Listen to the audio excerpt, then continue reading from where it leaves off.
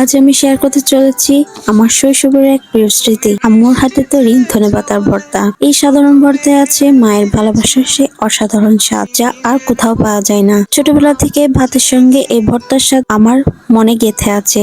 চলুন আজ আম্মুর স্টাইলে ধনেপাতা ভর্তা বানানোর গল্পটা শেয়ার করি। আমাদের রান্নার জগতে একটি অপরিহার্য উপাদান ধনেপাতা। এটি শুধু খাবারের স্বাদ বাড়ায় না, বরং এর পুষ্টিগুণ ও গন্ধ রান্নায় একটি বিশেষ মাত্রা যোগ করে। হ্যালো, আমি তুহি ফ্রম তুহিস ব্লগ। প্রথমে ধনেপাতাগুলো ভালোভাবে ধুয়ে নিতে হবে। পেঁয়াজ, কাঁচামরিচ, রসুন এগুলো কুচি কুচি করে কেটে নিব। একটা ব্লান্ডার জারে ধনেপাতাগুলো ব্লান্ড করে নিব। একটু শুকনো মরিচ ভেজে নিব, এর উপর লবণ ছিটা দিয়ে সেগুলোকে ম্যাশ করে নিব এবং পরিমাণ মতো সরষের তেল দিয়ে নিব। সবকিছুকে ভালোভাবে মিশিয়ে নেওয়ার পর পরিবেশন করব।